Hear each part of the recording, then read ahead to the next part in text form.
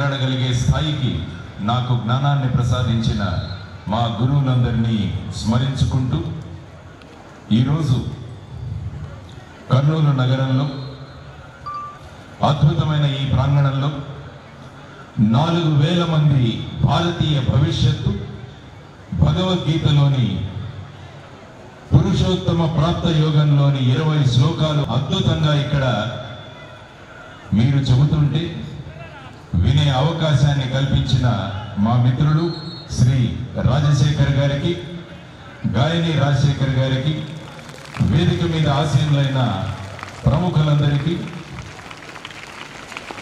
కృతజ్ఞతలు మరియు అభినందనలు తెలియజేస్తూ, ఒక యువరాజు అనేక దుఃఖాలను చూసి, కష్టాలను చూసి, అనారోగ్యాన్ని చూసి, వృద్ధాప్యాన్ని చూసి జీవితం దుఃఖమయంగా ఉంది కాబట్టి ఆనందాన్ని ఇవ్వాలి, దుఃఖాన్ని తొలగించాలి అనుకొని బుద్ధుడిగా మారి బౌద్ధ మతాన్ని ప్రవేశపెట్టాడు. ఆ తరువాత చాలా మంది జీవితం దుఃఖమయమని మొదలుపెట్టారు.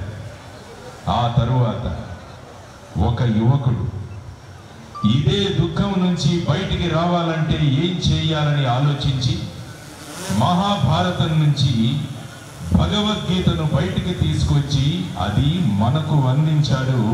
ఆయనే శంకర భగవత్పాదులు, ఆది శంకరాచార్యులు. భగవద్గీత ఆనందం కలుగజేస్తుంది ఆయన చెప్పారు. ఎందుకంటే భగవద్గీత దుఃఖంతో ప్రారంభమవుతుంది. ఈరోజు పిల్లలు అద్భుతంగా ఇక్కడ ప్రదర్శించారు. భగవద్గీత దుఃఖంతో ప్రారంభమైంది. నా బంధువులని, నా గురువులను నేను ఎలా సంహరించగలను అని బాధపడుతున్న అర్జునుడు దుఃఖంలో ఉన్న అర్జునుడిని ప్రోత్సహించి కర్తవ్యాన్ని బోధించి మహాభారత సంగ్రామాన్ని అద్భుతంగా నిర్వహించి విజయంతో ముగుస్తుంది మహాభారతం. దానికి ప్రధానమైన కారణం భగవద్గీత. అందుకనే శంకర భగవత్పాదులు సమాజంలో ఆనందం ఉండాలంటే భగవద్గీత ఉండాలని చెప్పి వారు భగవద్గీత మనకు అందించి దానికి భాష్యం కూడా రాశారు. అహింసే పరమావధిగా నమ్ముకున్న మహాత్మా గాంధీ గారు భగవద్గీతను పాటించారు. నాకు ఎప్పుడైనా సమస్య వస్తే, నేను మనస్సులో కొంత కృంగిపోతే నేను భగవద్గీతను ఆశ్రయిస్తాను అని చెప్పిన వారు మహాత్మా గాంధీ. తుపాకీతోనే రాజ్యం సాధించగలం, మనకంటూ ఒక ప్రత్యేకమైన ఆర్మీ ఉండాలని చెప్పి ఆజాద్ హింద్ ఫౌజ్ను స్థాపించి బ్రిటిష్ వారి మీద తలపడిన సుభాష్ చంద్రబోసు కూడా వెళ్ళిపోతున్నప్పుడు ఆయన దగ్గర ఆంజనేయుడి విగ్రహాన్ని, భగవద్గీతను ఆయన పెట్టుకున్నాడు. అంటే అహింసా సూత్రాలను వల్లించిన మహాత్మా గాంధీ గారు భగవద్గీతను నమ్ముకున్నారు. మనం తుపాకీతోనే బ్రిటిష్ వారిని ఇక్కడ నుంచి పారద్రోలుతామన్న సుభాష్ చంద్రబోసు కూడా నమ్మినది భగవద్గీత. భగత్ సింగ్ జైలులో ఉన్నప్పుడు ఆయన తెప్పించుకున్న పుస్తకాలలో భగవద్గీత. ఖుదీరామ్ బోస్ 16 సంవత్సరాలకు బ్రిటిష్ వారిని ఎదిరించి మరణ శిక్షను వాళ్ళు విధిస్తే ఉరి కంబం మీద ఎక్కి చేతిలో భగవద్గీతను పెట్టుకొని ముందుకు వెళ్ళిన వాడు ఖుదీరామ్ బోస్. ఈ విధంగా మనం ఆలోచిస్తూ వెళుతుంటే వివేకానందుల వారు భగవద్గీత అనుష్ఠాన వేదాంతం అని చెప్పారు. ఈ విధంగా మీరు ప్రపంచంలో ఏ ఒక్కరు తీసుకున్నా కూడా భగవద్గీతను భిన్న భిన్న అభిప్రాయాలు కలిగిన వాళ్ళు, భిన్న భిన్న సిద్ధాంతాలను నమ్మిన వాళ్ళందరికీ కూడా మార్గదర్శనం చేసింది భగవద్గీత. అంటే అంత గొప్ప విషయం. ఆ భగవద్గీత మన భారతదేశంలో పుట్టడం మనం చేసుకున్న అద్భుతమైన పుణ్యమని మనందరం కూడా అనుకోవాలి. కాబట్టి ఇటువంటి భగవద్గీత, మన దేశంలో ఉన్న భగవద్గీతను మనం ఆలాపించడం అన్నది మనకు బ్రహ్మాండమైన అవకాశం. ఆ తరువాత రెండవ ప్రపంచ యుద్ధంలో అణ్వస్త్రాలను తయారు చేసిన జూలియస్ రాబర్ట్ ఓపెన్ హామర్, అతను కూడా ట్రినిటీ ఎక్స్పెరిమెంట్ చేసిన తరువాత ఆయన గుర్తు తెచ్చుకుంది భగవద్గీతనే, విశ్వరూప సందర్శనాన్ని. ఇది భగవద్గీత యొక్క గొప్పతనం. సునీతా విలియమ్స్ రోదసిలోకి వెళ్ళి అనేక రోజులు అక్కడ ఉండి ఆవిడ తిరిగి వచ్చిన తర్వాత అడిగితే, అన్ని రోజులు మీరు ఎలా ఉండగలిగారు అంటే, నా చేతిలో ఉన్నది భగవద్గీత అని సునీతా విలియమ్స్ ప్రకటించింది. ఇది భగవద్గీత యొక్క గొప్పతనం. ఆ విధంగా శంకర భగవత్పాదులు మనకు భగవద్గీతని ఇచ్చిన తరువాత అదే రాష్ట్రం నుంచి పుట్టిన ఒక వ్యక్తి, ఈ దేశంలో ఉన్న యువత, ఈ దేశంలో ఉన్న దుఃఖం, ఈ దేశంలో ఉన్న సమస్యలు, వాటన్నిటికీ కారణాలు గుర్తించి ఆయన చెప్పినది ఏంటంటే, to give maximum happiness to maximum people for maximum time అని ఆలోచించి, అది భగవద్గీత ప్రచారంతోనే సాధ్యమని నమ్మి గీతా మహాయజ్ఞాన్ని ప్రారంభించిన వాడు స్వామి చిన్మయానంద. స్వామి చిన్మయానంద ఎక్కువ మంది ప్రజలకు ఎక్కువ కాలం, ఎక్కువ రోజులు మనం ఆనందాన్ని ఇవ్వాలంటే అది కేవలం భగవద్గీతతో మాత్రమే సాధ్యమని నమ్మిన మహానుభావుడు స్వామి చిన్మయానంద. అప్పటి వరకు దేవాలయాలకు, పవిత్ర స్థలాలకు మాత్రమే పరిమితమైన భగవద్గీతను ప్రజలలోకి తెచ్చి పిల్లలకు, యువకులకు అందరికీ తన కనువైన ఇంగ్లీషు భాషలో చెప్పడం మొదలుపెట్టారు స్వామి చిన్మయానంద. ఈ రోజు ఈ మార్పుకు బీజం వేసిన చిన్మయానంద గారు విశ్వ హిందూ పరిషత్తును కూడా ప్రారంభించిన వ్యక్తి స్వామి చిన్మయానంద. ఈ సంవత్సరం ఆయన బర్త్ సెంటనరీ ఉత్సవాలు కూడా జరుగుతున్నాయి. మనల్ని ఈ రోజు ఆయన పేరుతో స్థాపించబడిన చిన్మయ మిషన్ వారి స్వాములు 4000 మంది భారతదేశ భవిష్యత్తుతో భగవద్గీతలోని శ్లోకాలను చదివించారు. ఎంత ఆనందం కలిగింది మనందరికీ. ఒక్కసారి ఈ పిల్లలకు చప్పట్లుతో జై జయకారాలు మోగించాలి. ఈ పిల్లలు అంత అద్భుతంగా వారు భగవద్గీతలోని 20 శ్లోకాలు, పురుషోత్తమ ప్రాప్తి యోగంలోని శ్లోకాలను అద్భుతంగా మీరు వల్లించారు. మీరు ఉత్తములవ్వాలని, మీరు కూడా ఉత్తములవ్వాలని ఈ రోజు మీతో పురుషోత్తమ ప్రాప్తి యోగంలోని శ్లోకాలు చదివించారు. అంటే మొత్తం మానవ జాతి మహోన్నత స్థాయి పొందాలంటే అని ఆ ఉద్దేశంతో ఈ శ్లోకాలను మీతో చదివించడం జరిగింది. వీటి ద్వారా మీరు ఖచ్చితంగా గొప్ప వ్యక్తులు అవుతారన్న నమ్మకం మా అందరికీ కలిగింది. ఒక 10-15 సంవత్సరాల తరువాత మీరందరూ కూడా అద్భుతమైన స్థానాల్లో ఉండబోతున్నారు. ఎందుకంటే మీరు పురుషోత్తమ ప్రాప్తి యోగంలోని 20 శ్లోకాలను అద్భుతంగా వల్లించారు. కాబట్టి 2700 శ్లోకాల భగవద్గీతను మీరు చదివితే మీరు గొప్ప గొప్ప టీచర్లుగా, గొప్ప గొప్ప ఇంజనీర్లుగా, గొప్ప డాక్టర్లుగా, గొప్ప శాస్త్రజ్ఞులుగా, గొప్ప రైతులుగా, గొప్ప రాజకీయ నాయకులుగా, గొప్ప సివిల్ సర్వెంట్స్గా మీరందరూ కూడా మారిపోతారు. నా కళ్ళ ముందు ఈరోజు 4000 మంది దేశానికి ఉపయోగపడేవారు, మన దేశాన్ని ఆనంద పరిచయం చేసేవారని తెలిసి ఈరోజు నేను ఇక్కడికి చీఫ్ గెస్ట్గా రాలేదు. మీలో ఉన్న ఆనందాన్ని పంచుకోవడానికి వచ్చానని నేను మీ అందరికీ తెలియజేస్తున్నాను. ఈరోజు నేను మిమ్మల్ని చూడడానికి వచ్చాను. నాకు మీరు కనిపించట్లేదు, ఇక్కడ 4000 మంది కనిపించట్లేదు, కానీ నాకు ఒక భవ్య భారతదేశం కనిపిస్తోంది మిమ్మల్ని అందరినీ చూస్తే. 4000 మంది పిల్లలు కాదు, ఒక భవ్య భారతదేశం నాకు కనిపిస్తోంది మిమ్మల్ని. ఒక నీతివంతమైన భారతదేశం నాకు కనిపిస్తోంది మిమ్మల్ని చూస్తుంటే. ఒక అవినీతి లేని భారతదేశం కనిపిస్తోంది నాకు ఈరోజు. ఒక తేజోవంతమైన విశ్వగురు స్థానానికి వెళ్ళే భారతదేశం నాకు మీ ద్వారా కనిపిస్తోంది ఈరోజు. నేను మీకోసం వచ్చాను. 5000 మంది 20 శ్లోకాలు పాడుతారంటే నేను కూర్చొని యూట్యూబ్లో చూడవచ్చు, కానీ నాకు భవ్య భారతదేశం కావాలి. ఆ భవ్య భారతదేశాన్ని మీ ద్వారా చూసి ఒక అద్భుతమైన అవకాశాన్ని తీసుకోవడానికి నేను వచ్చాను. మిమ్మల్నందరినీ చూసి భరతమాత ఎంత సంతోషిస్తోందంటే, ఈరోజు భరతమాత తన ముద్దు బిడ్డలను చూసి ఈరోజు ఎంత సంతోషిస్తుందంటే, అందరం ఒక్కసారి భరతమాతను గుర్తు చేసుకుందాం. భారత్ మాతాకి, భారత్ మాతాకి, భారత్ మాతాకి. అటువంటి అద్భుతమైన భారతదేశాన్ని మనం అందరం కలిసి నిర్మించాల్సిన ప్రతిజ్ఞ ఈ రోజు చేయాల్సిన అవసరం ఉంది. ప్రపంచంలో ప్రస్తుతం జరుగుతున్న పరిస్థితులు చూస్తే వీరందరికీ మార్గదర్శనం చేయాల్సిన అవసరం ఉంది. అది కేవలం భారతదేశంతో మాత్రమే సాధ్యమని మనం అందరం కూడా నమ్ముతున్నాం. అందుకనే భారతదేశాన్ని విశ్వగురువు చేసే ప్రయత్నంలో మన అందరం కూడా ఉన్నాం. మనం అందరం గనక తప్పిస్తే, మనందరం గనక కలిసి పనిచేస్తే భారతదేశం ఖచ్చితంగా విశ్వగురువుగా మారుతుందన్న దాంట్లో ఎటువంటి సందేహము లేదు. మీరందరూ కూడా ఈరోజు కంఠస్థం చేసి ఈ 20 శ్లోకాలు మీరు ఈరోజు చెప్పారు.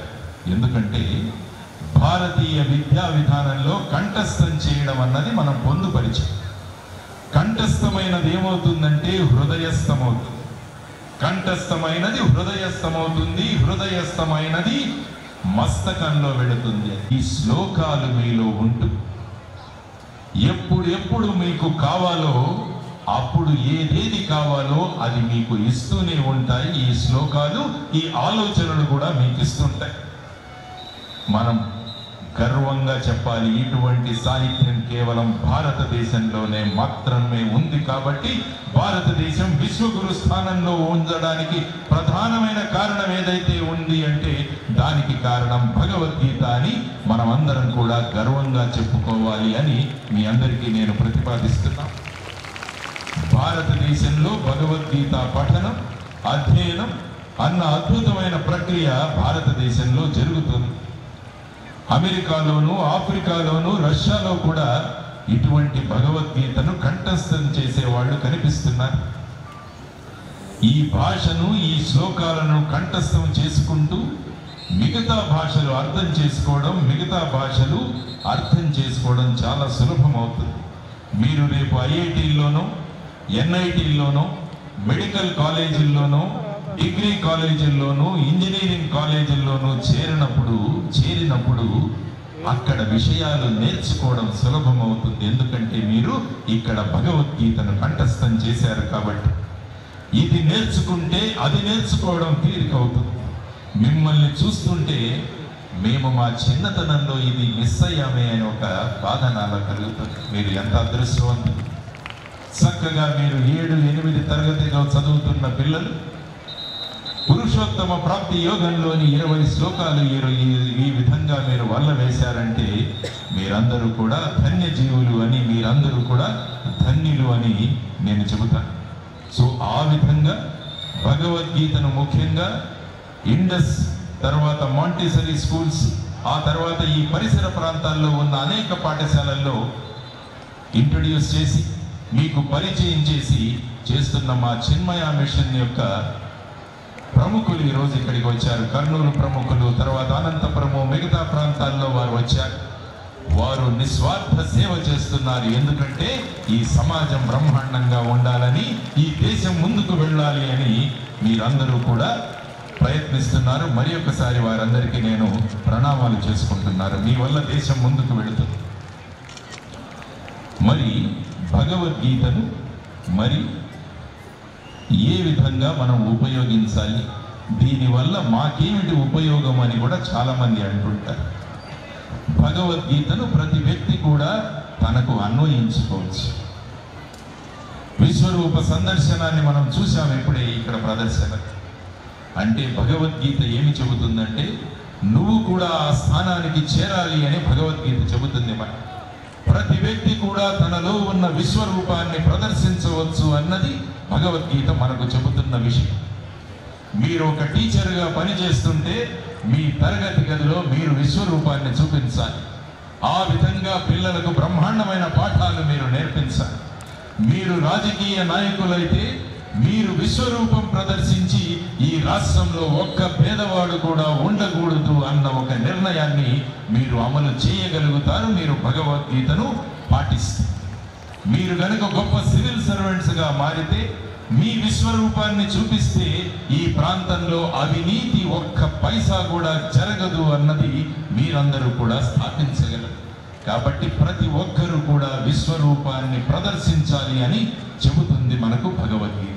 కాబట్టి ఈ కార్యక్రమానికి విచ్చేసిన ప్రముఖులందరికీ, ఆ తరువాత వచ్చిన తల్లిదండ్రులందరికీ నేను చేస్తున్న విన్నపం ఏంటంటే, ప్రతి ఒక్కరూ తమరి యొక్క భాగాన్ని, తమ యొక్క బాధ్యతను విశ్వరూపం ప్రదర్శించండి అని మీ అందరినీ కోరుకుంటున్నది భగవద్గీత. అందుకనే ఈరోజు నాకు ఇక్కడ ప్రదర్శన చూస్తుంటే ఒక ప్రయాగరాజులాగా అనిపిస్తుంది నాకు. కొన్ని నెలల క్రితం ప్రయాగరాజులో కుంభమేళాకు నేను వెళ్ళి వచ్చాను. కుంభమేళా యొక్క ప్రాధాన్యత ఏంటంటే, అక్కడ 3 నదులు కలుస్తాయి, గంగా, యమున, సరస్వతి. ఆ 3 నదుల సంగమం వల్ల ఆ ప్రాంతానికి ఆ పవిత్రత వచ్చింది. ఈరోజు ఇక్కడ కూడా 3 నదులు నాకు కనిపిస్తున్నాయి. ఒక నది తల్లిదండ్రులు, ఒక నది ఉపాధ్యాయులు, మరి ఒక నది మా పిల్లలు. మీ ముగ్గురి యొక్క కలయిక కూడా ఇది ఒక ప్రయాగరాజులాగా నాకు అనిపిస్తుంది. తల్లిదండ్రులు, ఉపాధ్యాయులు, పిల్లలు, మీరు ముగ్గురు గనుక కలిస్తే భారతదేశం విశ్వగురువుగా మారుతుంది. ఈ ముగ్గురు కూడా వారి వారి భూమికలను చక్కగా పోషించగలగాలి. ఏ ఒక్కరు కానీ వారి భూమికను ప్రదర్శించకుంటే ఆ స్థానానికి భారతదేశం చేరుకోలేదు. నరేంద్రుడు అనే ఒక పిల్లవాడు కలకత్తాలో జన్మించాడు. వాళ్ళ నాన్నగారి పేరు విశ్వనాథ దత్త, అమ్మ పేరు భువనేశ్వరి దేవి. ఆ పిల్లవాడికి చక్కగా అమ్మా నాన్నలు పాఠాలు చెబుతూ ఇంట్లో ఆ పిల్లవాడిని స్కూలుకు పంపిస్తుంటారు. ఆ పిల్లవాడు రోజు జట్కా బండిలో వెళుతుంటాడు. జట్కా బండి అంటే ఒక గుర్రం ఉన్న జట్కా బండి. ఒకరోజు వాళ్ళ స్కూల్లో నరేంద్రుడిని వాళ్ళ గురువు గారు అడుగుతారు, మాస్టర్ నువ్వు పెద్ద అయిన తర్వాత ఏమవుతావు అంటే, ఆ పిల్లవాడు నేను జట్కా వాలా అవుతాను అన్నాడు. ఎందుకంటే ఆ పిల్లవాడు రోజు జట్కాలో వెళుతున్నాడు కాబట్టి. అది వాళ్ళ అమ్మ భువనేశ్వరికి తెలిసి ఆ అమ్మ ఆ పిల్లవాడిని కోప్పడదు. మనమైతే మన పిల్లవాళ్ళు నేను జట్కా వాలా అవుతానంటే మనం కోప్పడతాం. నువ్వు ఇంజనీర్ అవ్వాలని చెప్పాలరా, నువ్వు డాక్టర్ అవ్వాలని చెప్పాలరా అని మనం అంటాం. కానీ ఆ అమ్మ కోప్పడలేదు. నువ్వు ఖచ్చితంగా జట్కా వాలానే అవ్వాలని చెప్పి ఆ తల్లి ఏమి చేసిందో తెలుసా? ఆ పిల్లవాడిని తీసుకువెళ్ళి పూజ మందిరంలోకి తీసుకువెళ్ళి 4 గుర్రాలను నడిపి శ్రీకృష్ణ భగవానుడిని చూపించి, ఈ జట్కా వాలా కావాలిరా నువ్వు అని ఆ అమ్మ ఆ పిల్లవాడికి చెబుతుంది. ఇది అమ్మ పాత్ర. ఆ పిల్లవాడి మనసులో ఏముందో తెలుసుకుని దాన్ని అన్వయించి చెబితే, నరేంద్రుడు నేను కూడా పెద్ద అయితే విశ్వవ్యాప్తిగా ఉండే ఒక విశ్వగురువుగా నేను మారాలి. ఆ విధంగా మనసులో దృఢంగా నాటుకుంది ఆ తల్లి వల్ల. ఆ తరువాత ఆ పిల్లవాడికి రామకృష్ణ పరమహంస అని ఒక అద్భుతమైన గురువు దొరికాడు. అమ్మా నాన్నలు భువనేశ్వరి దేవి, విశ్వనాథ దత్త, గురువు గారు రామకృష్ణ పరమహంస, పిల్లవాడు నరేంద్రుడు. ఈ ముగ్గురు కలిశారు. నరేంద్రుడు స్వామి వివేకానందగా మారాడు. అది మనం నేర్చుకోవాల్సిన ప్రధానమైన విషయం. తల్లిదండ్రులు, గురువులు, పిల్లలు కలిస్తే ఇటువంటి మహానుభావులు తయారవుతారన్నది మనము భగవద్గీత నుంచి నేర్చుకోవాలి. తల్లిదండ్రులు వాళ్ళ విశ్వరూపాన్ని చూపిస్తే, గురువు తన విశ్వరూపాన్ని చూపిస్తే, పిల్లవాడు నరేంద్రుడు తన విశ్వరూపాన్ని చూపించి ప్రపంచాన్ని తన చేతుల్లో పెట్టి తన మాటలతో ప్రపంచాన్ని ఒక అద్భుతమైన స్టేజ్గా మార్చి ఆ విధంగా ప్రపంచాన్ని విస్మయంలో ముంచాడు స్వామి వివేకానంద.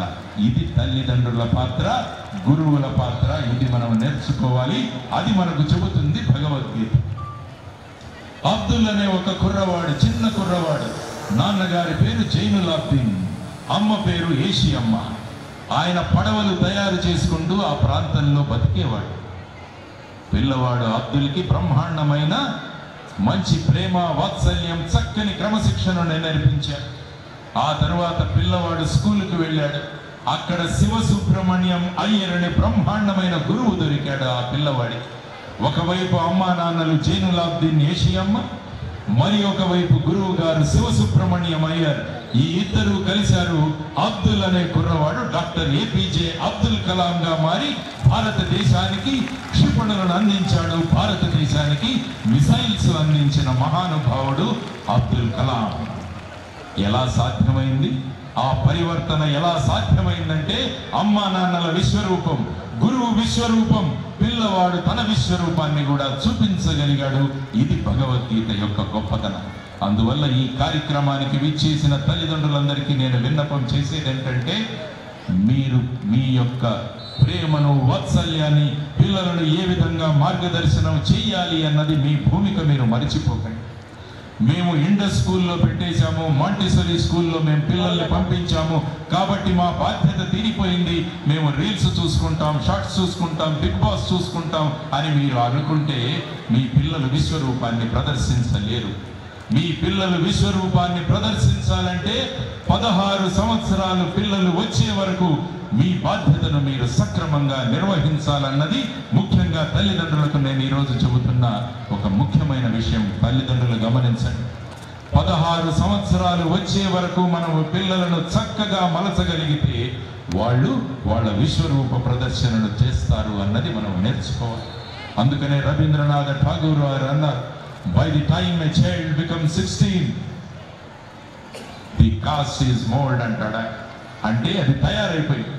16 సంవత్సరాల తర్వాత మనం ఏమీ మార్పులు తీసుకురాలేము. కాబట్టి మనము చేయాల్సింది 16 సంవత్సరాల వరకు ఇటు తల్లిదండ్రుల విశ్వరూపం, ఇటు ఉపాధ్యాయుల విశ్వరూపం చేస్తే ఈ పిల్లవాడు పెద్దవాడై బ్రహ్మాండమైన విశ్వరూపాన్ని ప్రదర్శిస్తాడని స్వామి వివేకానందుల వారి గురించి చెప్పాను, డాక్టర్ ఏపీజే అబ్దుల్ కలాం గురించి చెప్పాను.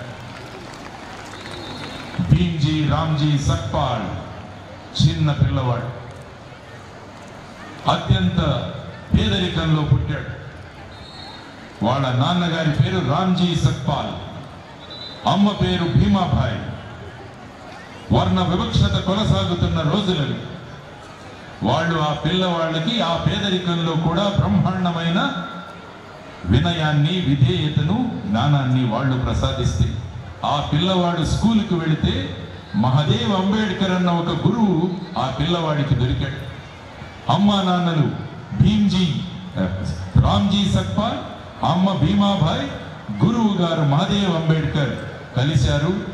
భీమ్జీ అన్న కుర్రవాడు డాక్టర్ బాబాసాహెబ్ అంబేడ్కర్గా మారి భారతదేశానికి రాజ్యాంగాన్ని ఇవ్వగలిగాడు. చూడండి, అమ్మా నాన్నల విశ్వరూపం, గురువు విశ్వరూపం, భీమ్జీ డాక్టర్ బాబాసాహెబ్ అంబేడ్కర్గా మారి.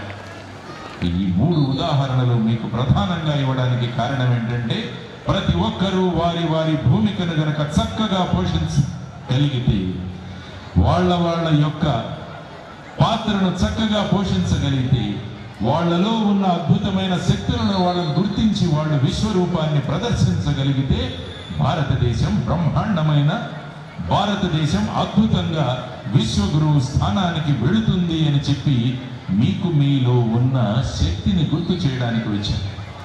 పిల్లలు మీరందరూ కూడా పరీక్షలు రాయబోతారు. అర్జునుడు కూడా పరీక్షకే దిగాడు. కానీ పరీక్షలు వచ్చేసరికి నేను పరీక్ష రాయను అని వెళ్ళిపోతున్నాడు. మరి కృష్ణుడు ఆయనను పట్టుకొచ్చి పరీక్ష రాయించి విజయం సాధించాడు. కాబట్టి భగవద్గీత నుంచి నేర్చుకోవాల్సింది మనం కూడా ఇదే. మనం చేయాల్సిన కర్తవ్యాన్ని మనం చక్కగా చేయాలి అని మీరందరూ కూడా గుర్తుంచుకోవాలి. కర్తవ్యాన్ని చక్కగా పాటించడమే మన యొక్క విధి అని భగవద్గీత మీకు చెబుతుంది. సో ఆ విధంగా మీరు మనం ఏం చెయ్యాలో ఆ పనిని చక్కగా మనం చేస్తూ వెళ్ళమని భగవద్గీత మనం జరుగుతుంది. తరువాత భగవద్గీత పిల్లలకు ఇంకో విషయం కూడా చెబుతుంది. చాలా విషయాలు మీకు ఆకర్షణీయంగా కనిపిస్తాయి, అనుసరించాలి అనిపిస్తుంది. కానీ నువ్వు చేయాల్సింది వదిలి దాని వైపు వెళ్ళిపోతే అది నీకు మంచిది కాదు. అందుకనే కర్మయోగంలోని 3వ అధ్యాయంలో 35వ శ్లోకంలో స్వధర్మే నిధనం శ్రేయ పరధర్మో భయావహ అంటుంది భగవద్గీత.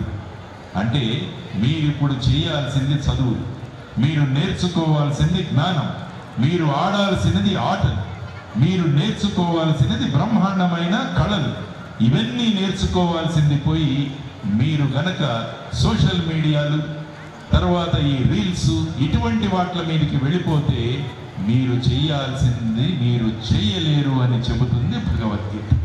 ఇవన్నీ మీకు ఒక పాఠంలాగా నేర్పించేది భగవద్గీత. అందువల్ల మీరందరూ కూడా ఇటువంటి అద్భుతమైన పుస్తకాన్ని చదివి శ్లోకాలు నేర్చుకుని అర్థాలు తెలుసుకుని విద్యార్థి జీవితానికి అన్వయించుకోగలిగితే జీవితం ఒక గొప్పగా మారుతుంది.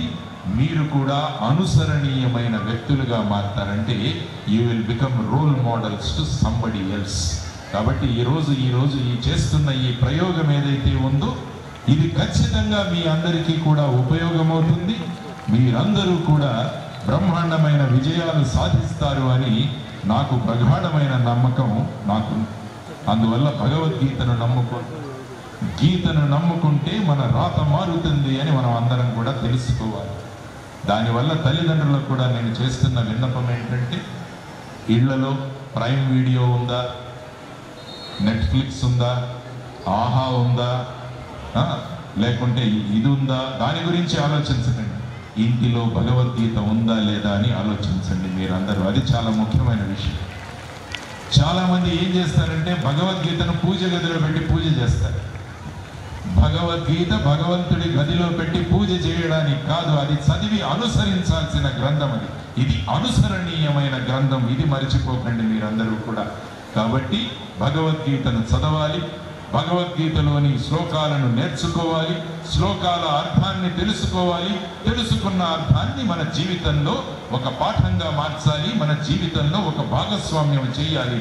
అప్పుడే అది మిమ్మల్ని అత్యుత్తమ వ్యక్తులుగా మారుస్తుంది అని చెప్పి భగవద్గీత నుంచి మనం తెలుసుకోవాలి. కాబట్టి ప్రపంచంలో ఏవైతే సమస్యలు ఉన్నాయో వాటన్నిటికీ కూడా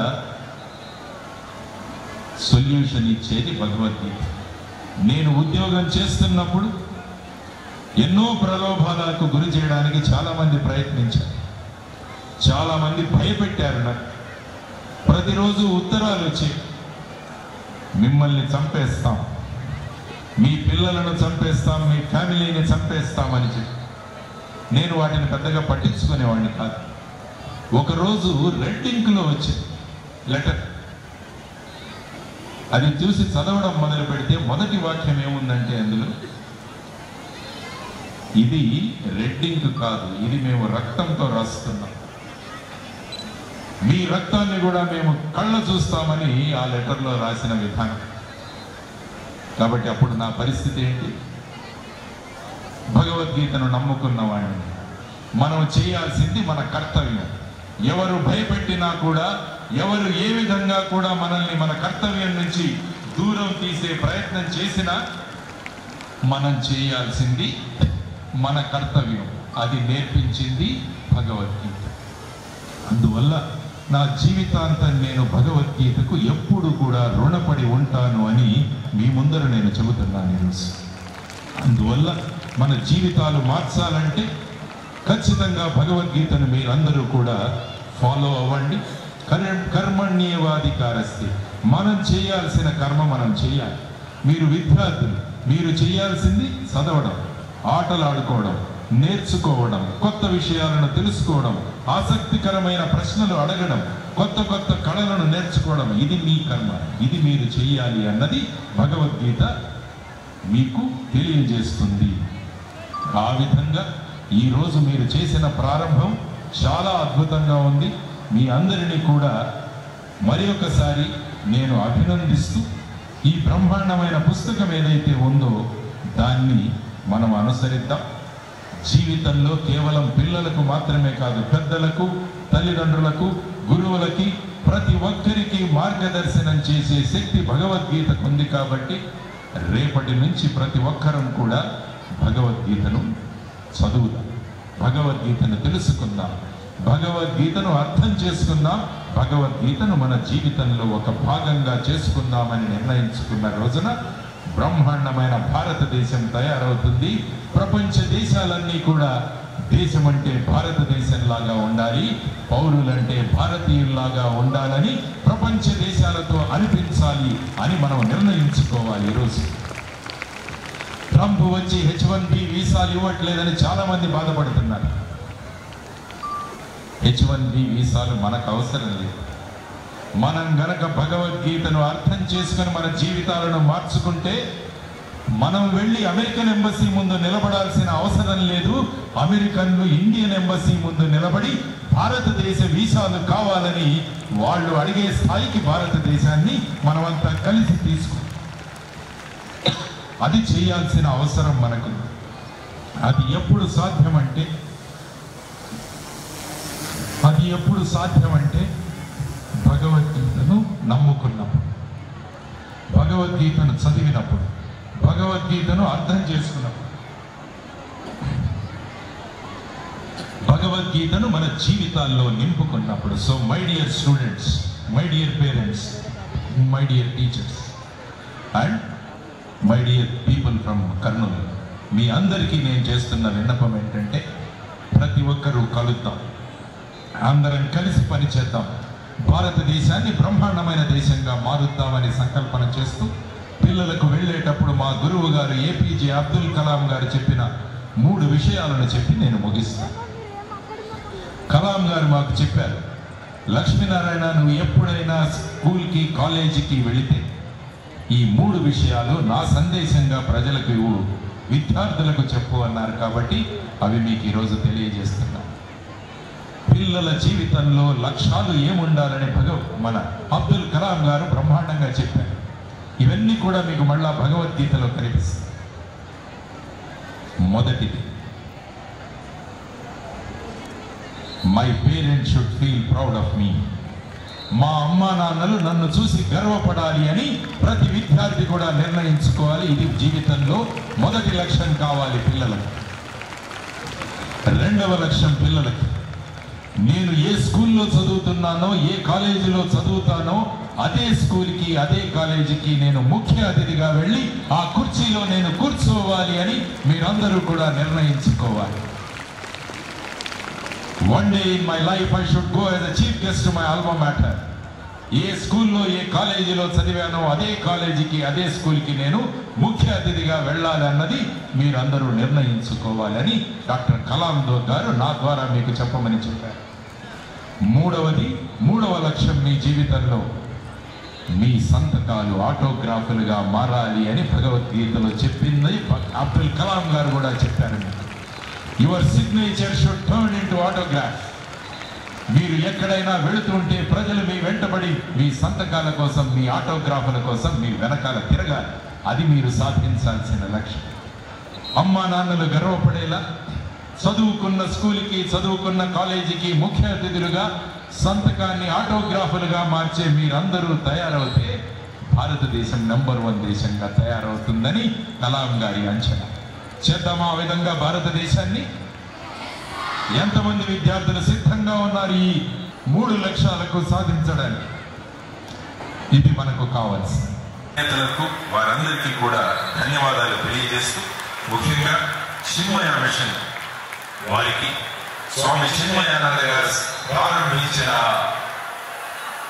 ఒక మహాయజ్ఞాన్ని మీరు కొనసాగిస్తూ దేశంలోనూ రాష్ట్రంలోనూ పరిస్థితులను మారుస్తూ ఎక్కువ మందికి ఎక్కువ కాలం ఎక్కువ ఆనందాన్ని ఇచ్చే ఆయన సూత్రం ఏదైతే ఉందో దాన్ని భగవద్గీత ద్వారా ముందుకు తీసుకువెళ్ళినందుకు మీ అందరికీ కూడా ప్రణామాలు తెలియజేసుకుంటూ, మరి ఒకసారి భారతదేశాన్ని అద్భుతమైన భారతదేశంగా మారుద్దామన్న సంకల్పాన్ని మీ ముందు ఉంచుతూ, అది భగవద్గీత ద్వారానే సాధ్యమని మరి ఒకసారి పునరుచ్చరణ చేస్తూ సెలవు తీసుకుంటున్నాను.